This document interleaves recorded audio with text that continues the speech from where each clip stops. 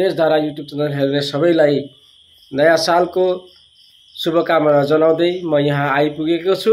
नयाँ सालको साथसाथै हाम्रो असमको माहौलमा अहिले नयाँ खबर छापछाप्ती भएको छ। गाउँघर सबैमा हर्ष उल्लासले छाएको छ।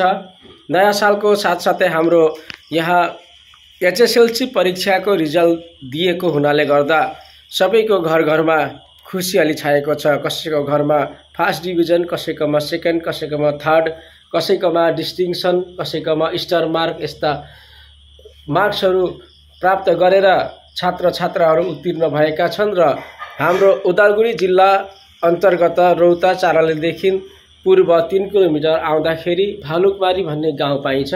त्यस गाउँमा यहाँ पोखरेल परिवारमा युवराज छेत्रीले 2025 सनको एचएसएलसी परीक्षाको चूडान्त जुन फलाफल निस्कियो त्यहाँ उनको सुनाम पनि निक्लेको छ। प्रत्येक विषयमा राम्रो अङ्क प्राप्त गरेर उनले एचएसएलसी उत्तीर्ण भएका छन् र म उनकै घरमा आइपुगेको छु र म यहाँ परिचय गराउँदै छु श्रीमान युवराज छेत्री। यहाँ भए युवराज छेत्री भर्खरै 2025 सनको जुन एचएसएलसी परीक्षा हो त्यस परीक्षामा उहाँले उत्तीर्ण भएका छन् र यहाँ बाबुलाई बाबु नै भनौँ, मेरो छोरा समानको वयस छ। बाबुलाई आफ्नो नाम परिचय, पिताको नाम परिचयहरू दिन म अनुरोध गर्दछु।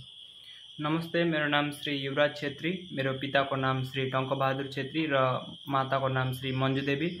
म नङटु नलबारी हायर सेकेन्डरी स्कुलबाट पढेर 83% अङ्क अर्जित गर्न सक्षम भएको छु। कष्ट गरेर तिमीले यो नम्बर पाएर तिमीले एचएसएलसी परीक्षा उत्तीर्ण भयो, त्यसका लागि हामी तिम्रो परिवारसहित हामी पनि अत्यन्त खुसी छौँ र तिमीलाई श्रीकृष्णको चरणमा प्रार्थना जनाउँछौ तिम्रो जीवनभरि नै श्रीकृष्णले साथ दिउन् र तिम्रो जीवनमा चाहेको तिमीले चिताएको सम्पूर्ण पुरा गरिदिउन्, त्यही म प्रार्थना गर्दछु। र अब तिमीदेखि म जान्न चाहन्छु र तिम्रो एचएसएलसी परीक्षामा टोटल पर्सेन्टेज कति? 83% भयो र कुन विषयमा कति नम्बर थियो? मेरो एमआइएल मेरो थियो एसामिसमा आएको थियो 94 र साइन्समा 81, अरू म्याथ्समा आएको थियो 87 र इलेक्टिभ मैले आइटिइएस लिएको थियो त्यसमा आयो 90। ठिकै छ, सबैमा राम्रो नम्बर्स छ र यस्तै राम्रो नम्बर सकभर योभन्दा अझै राम्रो नम्बर लिएर आफ्नो कृतित्व साथै परिवारको र आफ्नो जातिको पनि नाम उजाला गर्नु भन्ने म दिन्छु।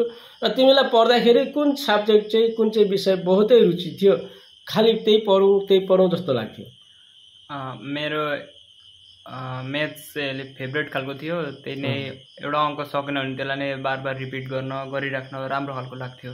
अनि त्यसलाई रिभिजन गर्न अझै राम्रो लाग्थ्यो, म्याथ्स प्र्याक्टिस गरिराख्न।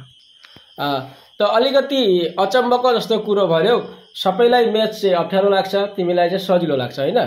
जुन अरूलाई मन नपर्ने तिमीलाई मन पर्छ, तिमीलाई सजिलो लाग्छ। र त्यसको सेकेन्डमा मनपर्ने कुन सब्जेक्ट थियो? सेकेन्डमा मनपर्ने मेरो इङ्ग्लिस थियो। इङ्ग्लिसका स्टोरी लेसनहरू राम्रो लाग्थ्यो, त्यो बुझेर त्यसका क्वेसन एन्सर गर्न मेरो राम्रो लाग्थ्यो।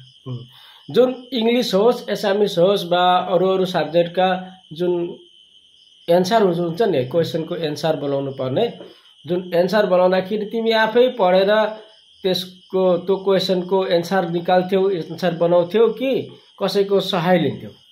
मेरो जतिसम्म बुझ्थेँ म आफै गर्थेँ कि त आफ्नो स्मार्टफोन छ, स्मार्टफोनबाट हेर्थेँ नसकेका अलिक लङ खालका। ठिकै छ। त अब तिमीले जब यो एचएसएलसीको एउटा ठुलो खुड्किलो पार गरिहाल्यौ होइन, अब उता हायर सेकेन्डरी लेभलको अध्ययन गर्नुपर्छ र कुन स्कुल तिमीले चुनिदछौ? मेरो हायर सेकेन्डरी बेसमा अहिलेसम्म एकदम कन्फर्म भएको छैन कुन चाहिँ स्कुल हुन्छ। ठिकै छ।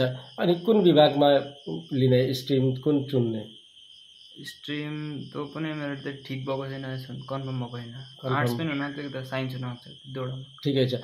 तिमीले यो आफ्नो जुन हाम्रो परिवेश देखेर होइन, स्कुलको लाइफमा आजसम्मको तारिखमा विभिन्न पदवीमा काम गर्ने कर्मरत अफिसरहरू छन् वा विभिन्न खालका पदवीमा बस्ने कार्यालयमा बस्ने अफिसरहरूलाई देखेर तिमीलाई कुन चाहिँतिर मन धेर गएको छ जे म पनि पछाडि गएर यस्तै हुन्छु भन्ने लागिरहेछ? के मन लागिरहेछ तिमीलाई?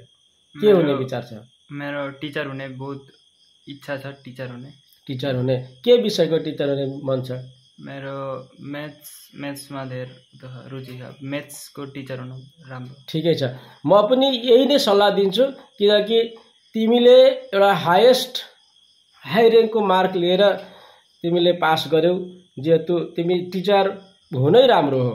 किनकि जसले एकदम मेधा सम्पन्न व्यक्ति नै यदि शिक्षक भविष्यकालमा कुनै एउटा विद्यालयको शिक्षक भयो भने ती शिक्षकले अरू मेधावी छात्र उत्पन्न गर्न सक्छन्, राम्रो शिक्षा दिन सक्छन्। म पट्टिबाट शुभकामना छ। यहाँ हुनुभयो युवराज छेत्रीकी आमा। नमस्कार छ हजुरलाई। नमस्कार, मेरो नाम मन्जु पोखरेल हो। म श्री टङ्कबहादुर पोखरेलकी श्रीमती हो, युवराजकी आमा। अच्छा, तपाईँको माइती घर चाहिँ कहाँ हो? मेरो पूर्व नेपालपाडा पर्छ। पूर्व नेपालपाडा, हजुर। ठिकै छ। अब छोराले जुन कृतित्व होइन, जुन एउटा सुनाम अर्जन गरेर ल्याएकोमा तपाईँलाई ठिकै छ कि अझै ल्याउनु पर्थ्यो भन्ने जस्तो छ? मलाई अब दोडा सब्जेक्टमा ल्याइदिएको थियो भने इच्छा पुरा हुन्थ्यो। इच्छा चाहिँ पुरा भएन। अब ठिकै छ। अब सन्तुष्ट लबुनु नै जति प्राप्त गरेको छ, जे भेटिएको छ त्यसैमा सन्तुष्ट हुन नै सुख हो होइन? अब हुनु पर्यो सुख। अब श्रीकृष्णको उपदेश हो, आफूले जति प्राप्त गरेको छ त्यसैमा सन्तुष्ट मान्नु नै हामीले सुख हो। सन्तुष्ट मानिन भने दुःख हो होइन? त्यही र अब छोरालाई हामी सबै समाजपट्टिबाट सबैपट्टि एउटा शुभाशिष छ। तपाईँको मनमा चाहिँ के छ? यो के होस् मेरो छोरो भन्ने लाग्छ? अब हेरौँ पछि गएर के हुन्छ। अहिले अब भनेर त तुलना गर्न सकिँदैन। पछि भएन भने लाज हुन्छ। अब होइन, त्यो हुने नहुने कुरो पछाडिको त। हजुर। त्यही पनि मेरो छोरो यस्तो चाहिँ होइदियोस् भन्ने एउटा भित्री भाव हुन्छ नि त। तपाईँको के भाव छ? अब मलाई त आर्मी पुलिस होइदियोस् भनेर इच्छा छ। ऊ चाहिँ म हुन्न भन्छ, टिचर हुन्छु भन्छ। अब अहिले आमा बाउले भनेकाले पनि हुँदैन। छोराछोरीको अब के इच्छा छ? हजुर। शिक्षक भनेको जसलाई नै कि शिक्षा दिन्छ, जसलाई नै कि ज्ञान दिन्छ, ज्ञान दिने काम गर्न खोज्दैछन् छोराले। र म पट्टिबाट सपोर्ट दिन्छु छोरालाई, म पट्टिबाट समर्थन जनाउँछु। तपाईँको छोरालाई र तपाईँ सबैलाई नै शुभकामना छ। उत्तरोत्तर जीवन मङ्गलमय हुँदै जाओस्, सबै चिताको कुरा सबै पूर्ण हुँदै जाओस्। राधे राधे। राधे राधे।